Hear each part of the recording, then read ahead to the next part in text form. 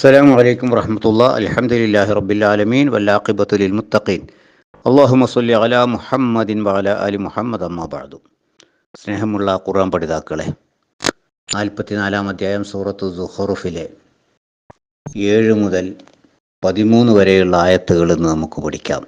ആദ്യമായിട്ട് അതിൻ്റെ പാരായണം. ബിസ്മില്ലാഹിർ റഹ്മാനിർ റഹീം. റബ്ബിസ് സമാവാതി വൽ അർദി വമാ ബൈനഹുമാ. റബ്ബിസ് സമാവാതി വൽ അർദി വമാ ബൈനഹുമാ. ഇൻ കുൻതും മൂഖിനീൻ.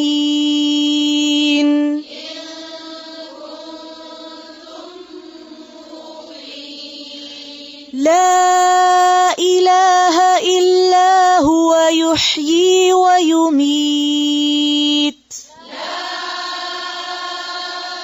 إله إلا هو يحيي ويميت. ربكم ورب آبائكم الأولين. ربكم ورب آبائكم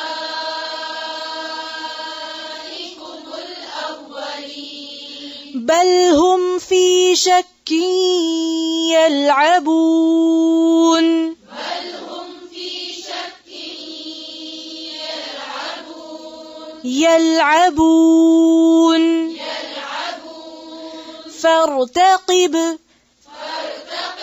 فارتقب يوم تأتي السماء بدخان مبين. فارتقب يوم تأتي السماء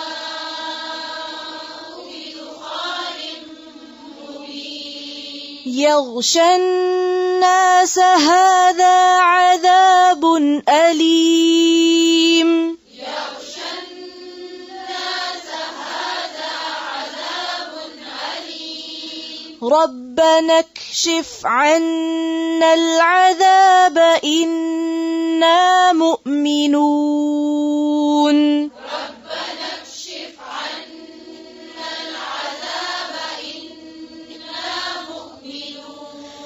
أنى لهم الذكرى وقد جاءهم رسول مبين.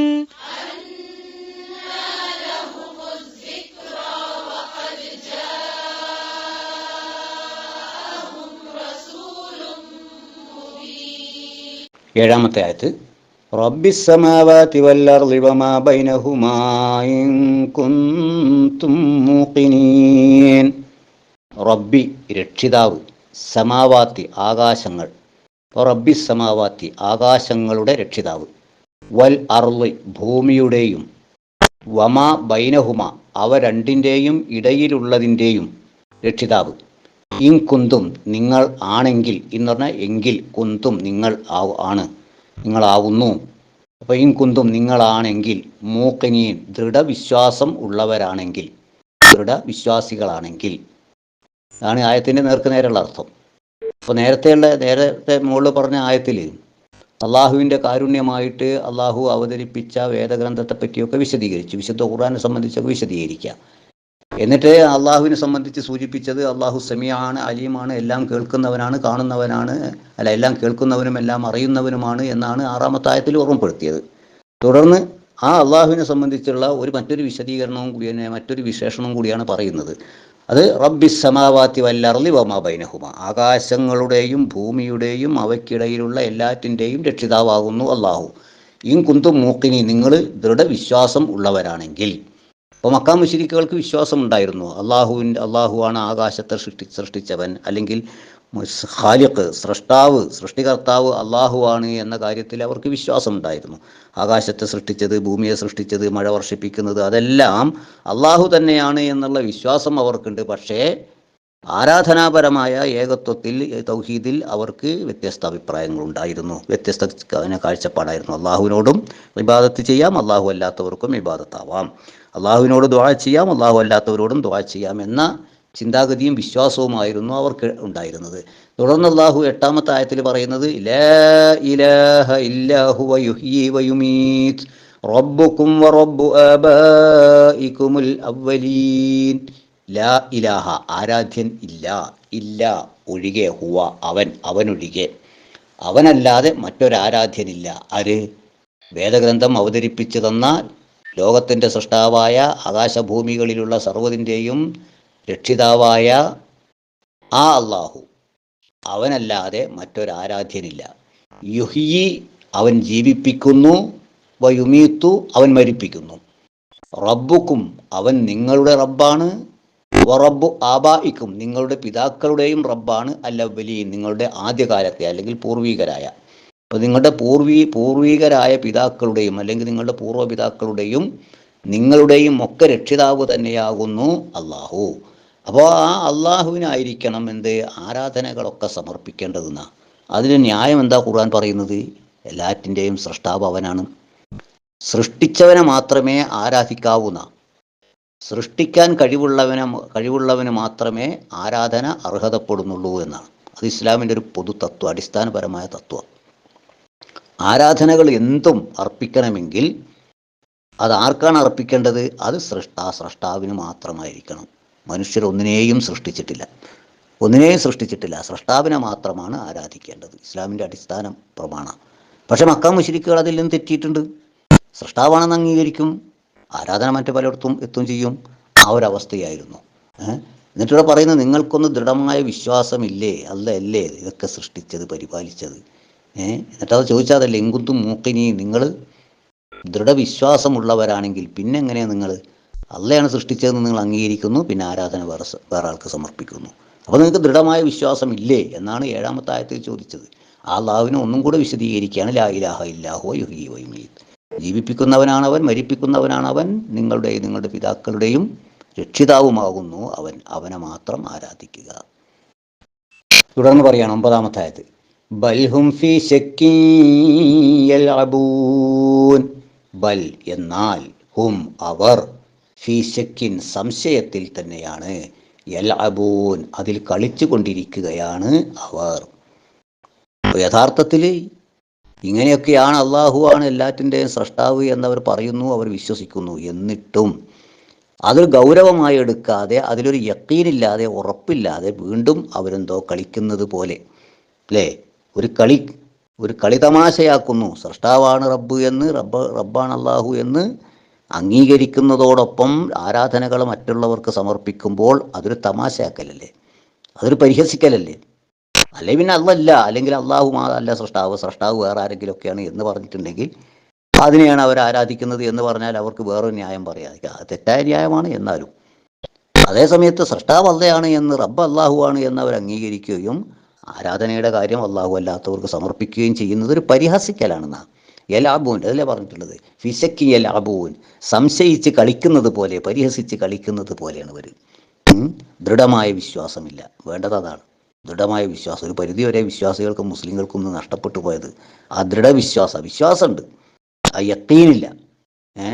ആ യക്കീനുണ്ടല്ലോ, അങ്ങോട്ട് ഉറപ്പായിട്ടും അത് സംഭവിക്കുക തന്നെ ചെയ്യും. അന്ത്യനാൾ സംഭവിക്കുക തന്നെ ചെയ്യും, ഉയർത്തെഴുന്നേൽപ്പിക്കുക തന്നെ ചെയ്യും, സ്വർഗ നരകങ്ങളുണ്ട് എന്നുള്ള യക്കീൻ ഉറപ്പ് എന്ന് പറയില്ല നമ്മൾ. ആ ഉറപ്പാണ് ഇപ്പോൾ ഇല്ലാത്തത് മനുഷ്യന്മാർക്ക്. അങ്ങനെയൊക്കെ പറഞ്ഞൊക്കെ ഉണ്ട്, നമ്മൾ വിശ്വസിച്ചു. പക്ഷേ യക്കീൻ ഉണ്ടെങ്കിൽ പിന്നെ എങ്ങനെ മനുഷ്യൻ ദുഷ്കർമ്മങ്ങളിലേക്ക് പോവുക? അതല്ല പറയുന്നത്. ഉറപ്പ് യക്കീ അവരതിലിങ്ങനെ കളിച്ച് തമാശ പറയുന്നത് പോലെയാണുള്ളത്. തുടർന്ന് പറയുന്നു 10-ാമത്തെ ആയത്ത് ഫർതഖിബ് യൗമ തഅതി സ്സമാഉ ബിദുഖാനിൻ മുബീൻ യഗ്ശൻ നാസ ഹാദാ അദാബുൻ അലീം. 10-11 ആയത്തുകളാണ്. അപ്പോൾ ഇവരിങ്ങനെ കളി തമാശയാക്കുകയാണ് ആരാധനയുടെ കാര്യത്തിൽ, അല്ലെങ്കിൽ അവർ അല്ലാഹു അല്ലാത്തവർക്ക് സമർപ്പിക്കുകയാണ്. അപ്പോൾ റസൂലുള്ളാഹി സ്വല്ലല്ലാഹു അലൈഹി വസല്ലമയോട് പറയാണ്, ഫർതഖിബ് നീ പ്രതീക്ഷിച്ചിരുന്നോ, നീ കാത്തിരുന്നു കൊള്ളുക, യൗമ ഒരു ദിവസം, ആകയാൽ ഇർതഖിബ് നീ പ്രതീക്ഷിക്കുക, അല്ലെങ്കിൽ നീ കാത്തിരിക്കുക. യൗമ ഒരു ദിവസത്തെ നീ കാത്തിരിക്കുക.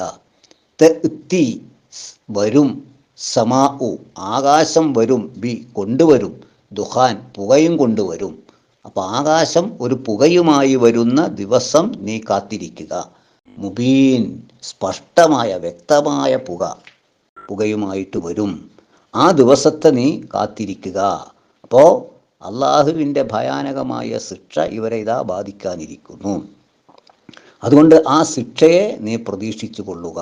അതെന്ന് വരുന്നത് എന്നാ പറഞ്ഞത്? അത് ആകാശം ഒരു പുകയുമായിട്ട് വരും. എന്നിട്ട് യഗ്ശ, അത് മൂടും. അന്നാസ, ജനങ്ങളെ മുഴുവനും അത് മൂടും. ഹാദാ, ഇത് അദാബുൻ, ശിക്ഷയാണ്. അലീം, വേദനയേറിയ ശിക്ഷയാകുന്നു ഇത്. ഇവിടെ ഇപ്പോൾ പറഞ്ഞത് നേരത്തെ സൂചിപ്പിച്ചിരുന്നല്ലോ നമ്മൾ ആമുഖത്തിൽ. ഈ 10-ാമത്തെ ആയത്തിൽ ഒരു ദുഹാൻ, ഒരു പുകയെ സംബന്ധിച്ച് പ്രതിപാദിക്കുന്നുണ്ട്. അതുകൊണ്ടാണ് ഈ സൂറത്തിന് ദുഹാൻ, പുക എന്ന് പേര് കൊടുത്തത് എന്ന് നമ്മൾ നേരത്തെ പറഞ്ഞിരുന്നു. ആയത്താണിത്. ഇവിടെ പറയുന്നത് എന്താ? യോമ തഅ്തിസ്സമാഉ ബിദുഹാനിൻ മുബീൻ, സ്പഷ്ടമായ ഒരു പുകയുമായി ആകാശം വരുന്ന ദിവസം. ആ ദിവസത്തെ നീ കാത്തിരിക്കുക. അഥവാ അന്ന് അള്ളാഹുവിൻ്റെ ഭയാനകമായ വേദനയേറിയ ശിക്ഷ അവരെ പിടികൂടും. അപ്പോൾ ഏതാണ് ഈ പുക? ആകാശത്തിൽ പുകയുണ്ടാവുന്ന ദിവസം അത് കഴിഞ്ഞു പോയൊരു സംഭവമാണോ? അങ്ങനെ മുഫസ്സിറുകൾ വിശദീകരിക്കുന്നുണ്ട്. അതല്ല ഖിയാമത്ത് നാളിൽ വരാനിരിക്കുന്നതാണോ? അങ്ങനെയും വ്യാഖ്യാനിക്കപ്പെട്ടിട്ടുണ്ട്. ഈ രണ്ട് രൂപത്തിലും ഈ പുകയെ സംബന്ധിച്ച് വിശദീകരിച്ചിട്ടുണ്ട്. കഴിഞ്ഞ കാലഘട്ടത്തിൽ നടന്നു പോയിട്ടുള്ള ഒരു പുകയെ സംബന്ധിച്ചാണ് ഈ പ്രതിപാദിക്കുന്നത് എന്ന നിലക്ക് വിശദീകരിക്കുന്നുണ്ട്. അത് മക്കയിലെ മുശ്രിക്കുകൾക്ക് ഒരു ഘട്ടത്തിൽ വലിയ ക്ഷാമം ബാധിച്ചു. വലിയ ക്ഷാമം അവരെ ബാധിച്ചു. കുടിക്കാൻ വെള്ളമില്ലാത്ത, ഭക്ഷണമില്ലാത്ത, തീരെ മഴയില്ലാതെ ആകെ വരണ്ടുണങ്ങി, ഭക്ഷണമില്ലാതെ, വെള്ളമില്ലാതെ ദുരിതമനുഭവിക്കുന്ന ഒരു സാഹചര്യമുണ്ടായി. അപ്പോൾ അവിടെ മക്കയിലുണ്ടായിരുന്ന തന്നെ ചിലർ റസൂൽ കരീം സല്ലല്ലാഹു അലൈഹി വസല്ലമയുടെ അടുക്കൽ വന്നിട്ട് അപേക്ഷിച്ചു, ഞങ്ങൾക്ക് വേണ്ടി പ്രാർത്ഥിക്കണം, ദുആ ചെയ്യണം അള്ളാഹുവിനോട്. ഞങ്ങളുടെ ഈ ക്ഷാമമൊന്ന് മാറിക്കിട്ടിയാൽ തീർച്ചയായും ഞങ്ങൾ നിന്നിൽ വിശ്വസിക്കും. അതുകൊണ്ട് നീ ഞങ്ങൾക്ക് വേണ്ടി പ്രാർത്ഥിക്കണം, ദുആ ചെയ്യണം എന്ന് പറഞ്ഞു. റസൂലുള്ളാഹി സ്വല്ലല്ലാഹു അലൈഹി വസല്ലം ദുആ ചെയ്തു. അങ്ങനെ ആ ക്ഷാമം അവർക്ക് മാറി, മഴ പെയ്തു. അവർക്ക് പിന്നെ പഴയതുപോലെയുള്ള ഐശ്വര്യങ്ങളും കൃഷി സസ്യങ്ങളും ഒക്കെ മുളച്ചു വരികയും അവരുടെ പട്ടിണി മാറുകയും ചെയ്തു. ആ പട്ടിണിയുടെ, ഈ ക്ഷാമകാലത്തുണ്ടായ പട്ടിണിയുടെ ഗൗരവത്തെ സംബന്ധിച്ച് പലയിടത്തും രേഖപ്പെടുത്തി വെച്ചിട്ടുണ്ട്. ഒന്നും കഴിക്കാനില്ലാതെ, ഭക്ഷണം കിട്ടാതെ അവർ വല്ലാതെ വിഷമിച്ചു എന്നാണ്. വല്ലാതെ വിഷമിച്ചു. ഏതുവരെ എന്ന് പറഞ്ഞാൽ മൃഗങ്ങളുടെയും മറ്റും എല്ല് പോലും അടിച്ച് പൊട്ടിച്ചിട്ട് അവർ കഴിച്ചു എന്നാണ്. അതുപോലെ ശവം, പലയിടത്തും ചീഞ്ഞു കിടക്കുന്ന ശവമുണ്ടെങ്കിൽ അതുപോലും അവർ ഭക്ഷിക്കുന്ന അവസ്ഥയിൽ വന്നു. പട്ടികളെ പിടിച്ച് തിന്നുന്ന അവസ്ഥ എത്തിയവർക്ക് എന്നാണ്. അത്ര വരെയുള്ള ക്ഷാമം അവരെ ബാധിച്ചു. എന്നിട്ട് ക്ഷീണം കൊണ്ട്, വിശപ്പിൻ്റെ കാഠിന്യം കൊണ്ട് അവരുടെ കണ്ണിന് മൂടൽ സംഭവിച്ചു എന്നാണ്. അങ്ങനെ ഉണ്ടാവും. വല്ലാതെ ക്ഷീണിച്ച് തളർന്ന കണ്ണിരുട്ടടക്കുക എന്ന് പറയുമല്ലോ, കണ്ണിരുട്ടടച്ചു പോവും, ഒന്നും കാണാൻ കഴിയില്ല. അങ്ങനെ കണ്ണിനൊരു മൂടൽ പോലും അവർക്ക് ബാധിച്ചു എന്നാണ്. അങ്ങനെ അവരിങ്ങനെ മേലോട്ട് നോക്കിയിട്ടുണ്ടെങ്കിൽ ഒന്നായിട്ടൊരു പുക മൂടിയതുപോലെ, അന്തരീക്ഷത്തിൽ നോക്കിയാൽ ഒന്നായിട്ടൊരു പുക മൂടിയതുപോലെ അവർക്ക് അനുഭവപ്പെടും. പുകയൊന്നുമില്ല, അവരുടെ കണ്ണ് ആ നിലക്ക്, അവരുടെ ക്ഷീണം കൊണ്ട്, തളർച്ച കാരണം ശരിക്ക് കണ്ണ് കാണാൻ കഴിയാതെ ഒന്നായിട്ടൊരു പുക പിടിച്ചതുപോലെ, പുക ഒന്നായിട്ട് ഭൂമിയിൽ പരന്നു കിടക്കുകയാണ്, ആകാശത്തിൽ മുഴുവൻ പുക നിറഞ്ഞിരിക്കുകയാണ് എന്നവർക്ക് തോന്നിയെന്ന്. യഥാർത്ഥ പുകയല്ല, അവർക്ക് തോന്നി. അത്ര വരെ അവർക്ക് ആ ദാരിദ്ര്യം, ആ പട്ടിണി അവരെ ബാധിച്ചു. അതുദ്ദേശിച്ചു കൊണ്ടാണ് ഇത് എന്ന് മുഫസ്സിറുകൾ പറയുന്നുണ്ട്. ഒരു പക്ഷേ അങ്ങനെയായിരിക്കാം, അല്ലാഹു അഅലം. ഇനി അതല്ല, പിന്നെ ഈ സംഭവം ഉണ്ടായിട്ടേ അവർ വന്നിട്ട് വീണ്ടും റസൂലുള്ളാഹി സ്വല്ലല്ലാഹു അലൈഹി വസല്ലമയുടെ അടുക്കൽ വന്നിട്ട് ദുആ ചെയ്ത് അവർക്കത് മാറി, അവരൊക്കെ. പക്ഷേ എന്നിട്ടും അവർ വിശ്വസിച്ചില്ല, പിന്നെ അവർ പിന്തിരിഞ്ഞു പോവുക ചെയ്തത്. ഒരു സംഭവം അതാണ് എന്ന് മുഫസ്സിറുകൾ ചിലർ വിശദീകരിക്കുന്നു. ഒട്ടുമിക്ക തഫ്സീറുകളിലും ഈ രണ്ട് വ്യാഖ്യാനങ്ങളുണ്ട്. മറ്റൊന്ന് പറയുന്നത്, അന്ത്യദിനത്തിൻ്റെ അടയാളം എന്ന നിലക്ക് ഭൂമിയെ മുഴുവനും ബാധിക്കുന്ന, അല്ലെങ്കിൽ ആകാശത്തെ മുഴുവനും ബാധിക്കുന്ന, മൊത്തം ഭൂഗോളത്തിൻ്റെ അന്തരീക്ഷത്തെ മുഴുവൻ ബാധിക്കുന്ന ഒരു പുകയാണ് എന്ന് വിശദീകരിക്കപ്പെട്ടിട്ടുണ്ട്. ആ വിഷയത്തിലെ ഹദീസുമുണ്ട്.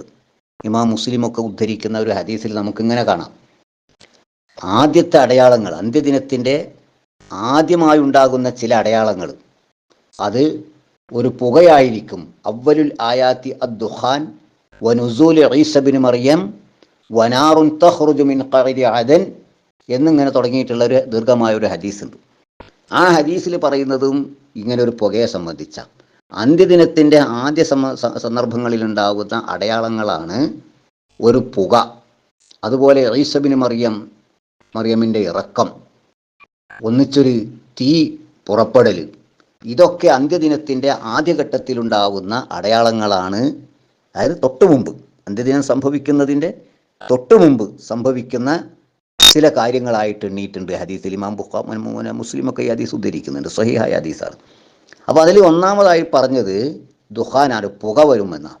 എന്നിട്ട് ആ പുകയെ സംബന്ധിച്ച് അപ്പോൾ ഹുദൈഫ റളിയല്ലാഹു അൻഹു ചോദിച്ചു റസൂലുള്ളാഹി സ്വല്ലല്ലാഹു അലൈഹി വസല്ലമയോട്, യാ റസൂലല്ലാഹ് വമു ദുഖാൻ, നിങ്ങൾ പറഞ്ഞ ഈ പുക എന്താണ് പ്രവാചകരെ ഈ പുക എന്ന് ചോദിച്ചപ്പോൾ റസൂലുള്ളാഹി സ്വല്ലല്ലാഹു അലൈഹി വസല്ലമ ഈ 10-ാമത്തെ ആയത്ത് ഫർതഖിബ് യൗമ തഅതി സമാഉ ബിദുഖാനിൻ മുബീൻ എന്ന ആയത്ത് ഓതി കേൾപ്പിച്ചു കൊടുത്തു ഹുദൈഫ റളിയല്ലാഹു അൻഹുവിന്. എന്നിട്ട് റസൂലുള്ളാഹി സ്വല്ലല്ലാഹു അലൈഹി വസല്ലം അത് വിശദീകരിച്ചു കൊടുത്തു.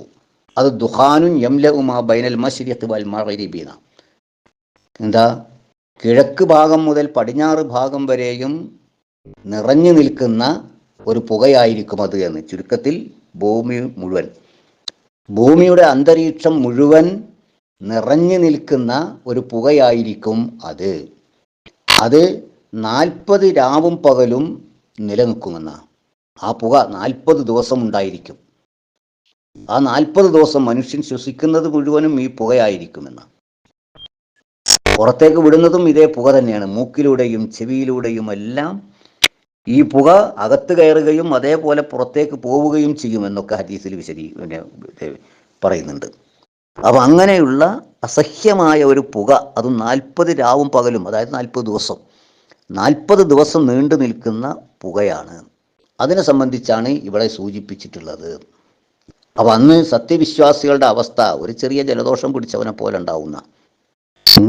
അതേസമയത്ത് നിഷേധികളെ സംബന്ധിച്ചിടത്തോളം അവരൊന്നായിട്ട് മത്ത് പിടിച്ച് എന്താ ചെയ്യേണ്ടതെന്നറിയാത്തൊരവസ്ഥയിൽ വളരെ യാതനയിലും വേദനയിലുമായിരിക്കുമെന്ന. ഇങ്ങനെ ഒരു പുകയെ സംബന്ധിച്ച് ഹദീസിൽ വിശദീകരിക്കുന്നുണ്ട്. അപ്പോൾ ആ പുകയാണ് ഇതുകൊണ്ട് ഉദ്ദേശിക്കുന്നത്. യൗമ തഅതി സമാഉ ബിദുഖാനിൻ മുബീൻ എന്ന് പറഞ്ഞതുകൊണ്ട് ഉദ്ദേശിക്കുന്നത് അന്ത്യദിനത്തിൻ്റെ മുന്നോടിയായി, അതിൻ്റെ അടയാളമായി തൊട്ട് മുമ്പുണ്ടാകുന്ന അടയാളമാകുന്നു. ഈസാ നബി അലൈഹിസ്സലാമിൻ്റെ വരവിൻ്റെ തൊട്ട് മുമ്പായിട്ട് ഉണ്ടാകുന്നൊരു പുകയാണ് എന്ന് ഹദീസിലുണ്ട്. അപ്പോൾ അതാണ് ഇവിടെ ഇതുകൊണ്ട് ഉദ്ദേശിച്ചിട്ടുള്ളത് എന്നും പണ്ഡിതന്മാർ ഇതിന് തഫ്സീർ പറഞ്ഞിട്ടുണ്ട്. സ്വഹാബത്തിൽ നിന്നൊക്കെ കുറേ സ്വഹാബത്ത് റളിയല്ലാഹു അൻഹും ഈ അഭിപ്രായഗതിക്കാരാണ്. വല്ലാഹു അഅലം. എന്നിട്ട് ഈ പുകയെ സംബന്ധിച്ച് പറഞ്ഞത് യഗ്ശന്നാസ്, ജനങ്ങളെ മുഴുവനും അത് ബാധിക്കുമെന്നാണ്. എല്ലാവരും മൂടിയിട്ടുണ്ടാവും. തുടർന്നുള്ള പറയുന്നത് എന്താ, ഇത് വലിയൊരു ശിക്ഷയാണ്, അദാബുൻ അലീം. അപ്പോൾ ഈ ശിക്ഷ വരുന്നത് കാത്തുകൊള്ളുക, പ്രതീക്ഷിച്ചു കൊള്ളുക എന്നാണ് അള്ളാഹു ഈ 10-ാമത്തെ ആയത്തിൻ്റെ തുടക്കത്ത് പറഞ്ഞിട്ടുള്ളത്. ഫർതഖിബ് എന്നല്ലേ, കാത്തിരുന്നോ, വരാനിരിക്കുന്ന ഭയാനകമായ ശിക്ഷയാണ്, അത് അന്ന് അവിടെ വരും എന്ന്. അന്ത്യദിനത്തിൻ്റെ അന്ന് സംഭവിക്കുന്ന ഒരു പുകയാണ്. അപ്പോൾ രണ്ടും വ്യക്തമായല്ലോ. ഒന്നുകിൽ കഴിഞ്ഞു പോയ കാലത്ത് സംഭവിച്ച ഒരു പുക, അല്ലെങ്കിൽ ഖിയാമത്ത് നാളിൽ വരാനിരിക്കുന്ന പുക. രണ്ടുമാവാം. അന്നങ്ങനെ സംഭവിച്ചിട്ടുണ്ട്. ആ പുകയെന്നവർക്ക് തോന്നിയത് അതാവാം. അതല്ല ഖിയാമത്ത് നാളിൽ വരുന്നത് അതുമാവാം. രണ്ടും സംഭവിക്കുന്നു. അന്ന് സംഭവിച്ചു കഴിഞ്ഞു.